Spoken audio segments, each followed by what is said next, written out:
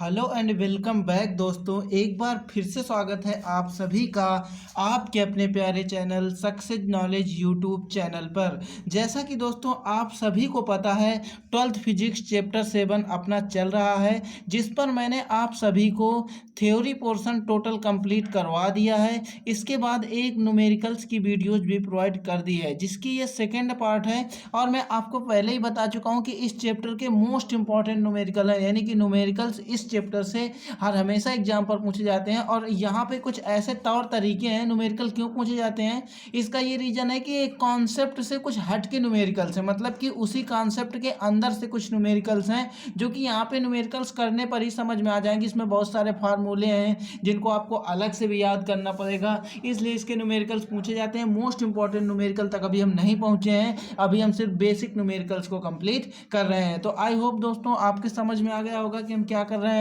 तो चैनल पर पहली बार विजिट कर रहे हो तो सब्सक्राइब कर दो, और हाँ, सबसे बड़ा काम यार, प्लीज़ वीडियो को शेयर जरूर कर देना। मेन काम ये, ना लाइक करो आप, ना सब्सक्राइब करो, लेकिन शेयर जरूर कर दो, ठीक है। शेयर करने में व्यूज आएंगे थोड़ा सा, तो मुझे भी मोटिवेशन मिलेगा कि हाँ ठीक है, इतने लोग देख रहे हैं तो मैं कम से कम और भी हौसले के साथ पढ़ाऊँ। अगर ज़्यादा व्यूज आएंगे तो वीडियो भी ज़्यादा आएंगी, इसलिए शेयर जरूर करो। ना लाइक करो, ना कमेंट करो, और ना ही सब्सक्राइब करो। आप डिसलाइक कर दो लेकिन शेयर जरूर कर दो, ठीक है। आइए देखिए, लिखा गया है श्रेणी क्रम में जुड़े प्रेरकत्व। तो प्रेरकत्व का मीन्स होता है एल, और बोल रहा है वह धारिता, धारिता का मीन्स होता है सी के सिरों के मध्य, मतलब कि कोई ये है एलसीआर पर एलसी परिपथ है, उसमें कह रहा है कि श्रेणी क्रम में प्रेरकत्व और धारिता जुड़े हुए हैं। जैसे इतने में जुड़े हैं तो इनके जो सिरे हैं, इनके सिरों के मध्य कह रहे कुल वोल्टता 220 वोल्ट है।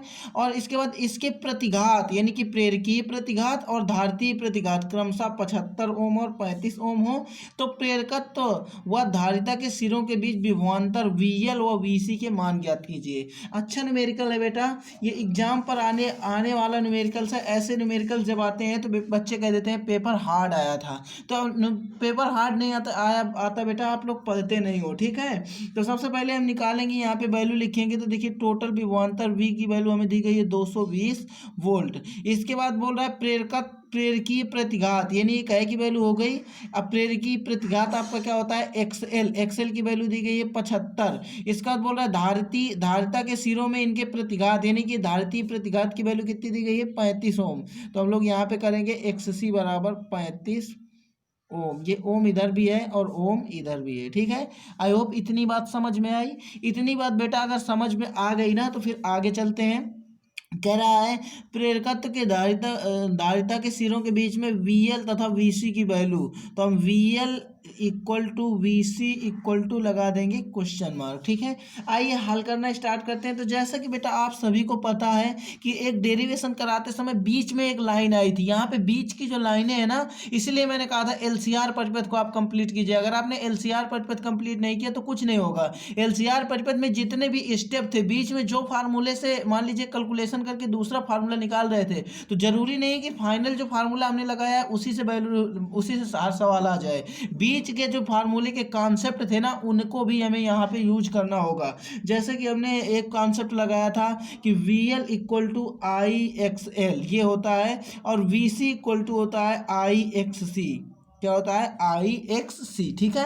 तो देखिए ये होता है। अब हमें निकालनी है VL और VC की वैल्यू। तो हमें अब वैद्युत धारा I की वैल्यू नहीं दी गई है नंबर फर्स्ट में, तो हमें इस I को गायब करना होगा। तो I कैसे गायब होगा, इसे मान लेते हैं क्वेश्चन नंबर फर्स्ट और इसे मान लेते हैं क्वेश्चन नंबर सेकंड। और यहाँ पे लिखेंगे समीकरण 1 व 2 में भाग देने पर, ताकि ये कट जाए। समीकरण 1/2 कर देंगे तो ये क्या हो जाएगा, हमारा कैंसिल हो जाएगा I। तो I को हम सबसे पहले कैंसिल करते हैं। तो I को जैसे ही कैंसिल करेंगे तो VL बटे VC equal to IXC XL upon IXC। अब बेटा ये बताइए कि हमारी I से कैंसिल हो गई, हमारे पास कुछ बचा। हमारे पास क्या बचा, VL upon VC equal to XL upon में XC। ये हमारे पास फार्मूला निकल के आ गया। ये फार्मूला किसके किसके समझ में आया कमेंट करके जरूर बताना। अब देखिए ये VL अपान VC है, तो इसको फिर से नीचे लिखेंगे VL upon VC equal to XL की वैल्यू हमें दी गई है 75, तो हम लोग यहाँ पे पुट कर देंगे 75 बटे XC की वैल्यू दी गई है 35, तो हम यहाँ पे पुट कर देंगे 35। अब इसको 5 है लास्ट में, तो हम काट सकते हैं 5 से। तो काटेंगे तो ये हो जाएगा 5 51 15 15 75 और ये नीचे हो जाएगा 15 सत्ते 35, यानी कि 5 से आप काटेंगे तो 15/7 आ जाएगा। अगर बेटा मैं यहीं से, अब देखिए यहाँ पे देख लीजिए, अगर मैं यहीं से वी एल इक्वल टू निकालूं तो ये क्या हो जाएगा, वी एल इक्वल टू 15/7। और देखिए ये बटे में है तो ये कहाँ आ जाएगी, मल्टीपल में, तो ये वी सी आ जाएगी मल्टीपल में। तो आई होप इतना समझ में आया। जिसके जिसके इतना समझ में आया ना कमेंट करके बताना। अभी देखो वी एल की वैल्यू निकली है 15/7 वी सी, यानी कि अभी हमें वी सी की वैल्यू निकाल के अगर हम यहाँ रख देंगे तो फाइनल वी एल की वैल्यू आ जाएगी। अब वी सी की वैल्यू कैसे निकालेंगे इस पर हम लोग बात करते हैं। तो देखिए जो फाइनल मेन मान निकालना था, यहाँ पे दिया गया था कुल वोल्टता। यहाँ पे देखिए सवाल में क्या दिया गया था, कुल वोल्टता।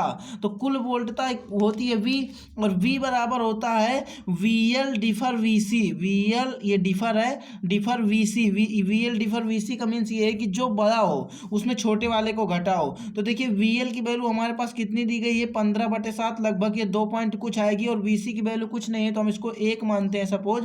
तो ये वैल्यू बड़ी होगी तो हम यहाँ पे रखेंगे 15/7 वी सी माइनस के वी सी। अब क्या करेंगे, इधर से एलसीएम ले लेंगे, इसे 1 मानेंगे तो 7 एलसीएम आ जाएगा। जब हम लोग 7 एलसीएम लेंगे तो ये हो जाएगा 15 वी सी माइनस के 7 वी सी। अपान में क्या है 7 दिए गए, वी बराबर चल रहा है ये, ठीक है। इसका देखिए v बराबर भी हमें दिया गया था कितना, 200। v बराबर कितना दिया गया था, 200। तो हम यहाँ पे पुट करेंगे v बराबर 200। अब 15 वी सी माइनस 7 वी सी क्या हो जाएगा, 8c, 8 वी सी अपान में 7, ठीक है। अब वी सी इक्वल टू हमें मान निकालना है तो हम वी सी इक्वल टू अगर करेंगे, देखिए ये बटे में है तो इसकी गुणे में आ जाएगी, तो हो जाएगा 200 गुणे 7 बटे में, ये गुणे में है तो ये बटे में आ जाएगा 8। तो वी सी बराबर इतना निकल आएगा। किसके किसके समझ में आया। अब देखिए हम लोग क्या करेंगे, इसको चाहें तो हम लोग 4 से काट सकते हैं, 4 दूनी 8 और 4 पंचे 20, और इसके बाद हमारे पास एक जीरो बचा, ठीक है। अगर हम काटना चाहते थे तो 25 अट्ठे 225 से काट सकते थे। और 25 ये कितना आ जाएगा, 25 25 सत्ते कितना होता है, 25 चौको 100, 25 नहीं 75, 175, ठीक है। तो वी सी इक्वल टू क्या निकल के आ जाएगा, 175 वी सी इक्वल टू आ गया। अब हमें वी एल की वैल्यू निकालनी है तो हम यहाँ पे मान लेंगे इक्वेशन नंबर 3, इसे क्या मान लेंगे, इक्वेशन नंबर 3, और इस वैल्यू को उठा के वहाँ पे रख देंगे। जैसे ही इस वैल्यू को उठा के हम लोग वहाँ रखेंगे तो हमारे पास वैल्यू निकल के आ जाएगी वी एल इक्वल टू 15/7, और वी सी की वैल्यू हमारे पास निकल आई है 175। इसकी हम कैलकुलेशन करेंगे और हमारा जो आंसर होगा वो निकल के आ जाएगा। तो वी एल का मान कितना आएगा कमेंट बॉक्स में कमेंट करके बताना, इसको तो आप कैलकुलेट कर ही सकते हो, ठीक है। तो देखिए बेटा समझ में सबके आ गया होगा। कोई ऐसा बच्चा है जिसके समझ में ना आया हो तो यार वो कमेंट करके बता सकता है, और समझ में आ गया है तो कोई बात नहीं है, क्योंकि देखिए मोस्ट इंपॉर्टेंट क्वेश्चन है। मेरा मतलब रहता है सभी के समझ में ये क्वेश्चन आ जाने चाहिए, अगर सब मन लगा के बच्चा पढ़ रहा है तो, नहीं तो कोई दिक्कत नहीं है। तो आई होप आप सभी के समझ में आ गया है। चलिए चलते हैं आगे दूसरे क्वेश्चन की ओर। ठीक है बच्चों, चलेंगे नेक्स्ट क्वेश्चन पे। देखिए हमने क्या किया था, यहाँ पे 200 ले लिया है, यहाँ पे वोल्टेज कितना दिया गया था 220। कोई बात नहीं, इसे भी आप 200 कर लीजिए, 200 कर लीजिए तो ठीक है, 200 कर लेते हैं। 220 करेंगे तो यहाँ पे आप 220 रख सकते हैं, आंसर उससे भी आ जाएगा। यहाँ पे हमने 200 ले लिया था इसलिए हमने क्वेश्चन में भी 200 कर दिया। तो चलते हैं नेक्स्ट क्वेश्चन पे। तो देखिए नेक्स्ट न्यूमेरिकल कह रहा है, दिए गए चित्र में प्रतिरोध संधारित्र तथा प्रेरक कुंडली के सिरों के बीच विभवांतर प्रदर्शित किए गए हैं। मतलब देखिए ये एल है, सॉरी ये एल है, ये आर है और ये सी है, इन तीनों के विभवांतर दिए गए हैं, किसी परिपथ पर प्रदर्शित किए गए हैं। परिपथ की प्रत्यावर्ती परिपथ का विद्युत वाहक बल तथा परिपथ का शक्ति गुणांक ज्ञात कीजिए। हमें क्या ज्ञात करना है, हमें दिया गया है, देखिए हमें एक वैल्यू दी गई है, वी आर इक्वल टू दिया गया है 80 वोल्ट। इसके बाद हमें दिया गया है वी, और ये दिया गया है V C equal to 40 volt. आप इनके सिंबल तो पहचानते हैं, आप इन सभी के सिंबल पहचानते होंगे।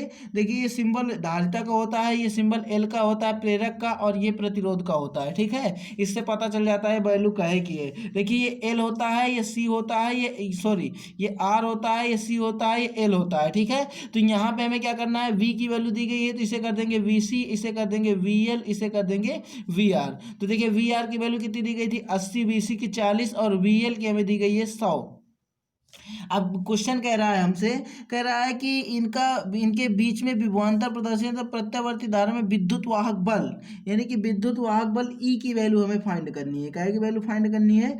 ई या वी की, विद्युत वाहक बल ई या वी की, या परिणामी शक्ति गुणांक, शक्ति गुणांक भी हमें निकालना है। तो शक्ति गुणांक cos theta equal to theta का मान निकाल लेंगे, और यहाँ से सबसे पहले हम वी की बात करते हैं। तो देखिए वी बराबर आपने परिणामी पाया होगा, वी स्क्वायर बराबर, आपने पहले जब मैंने डेरिवेशन बताया था वहाँ पे किया गया था वी आर का square plus V L minus V C का होल स्क्वायर। ये आप एल सी आर परिपथ में अगर नहीं पढ़े हैं तो पढ़ लीजिए। देखिए इससे ये लाइन है, जब हम लोग करते हैं ना तो अब इससे आगे बढ़ाते हैं। वी आर इक्वल टू होता है X C X I R, और एक्स एल बराबर होता है I X L, V C बराबर होता है आई एक्स सी।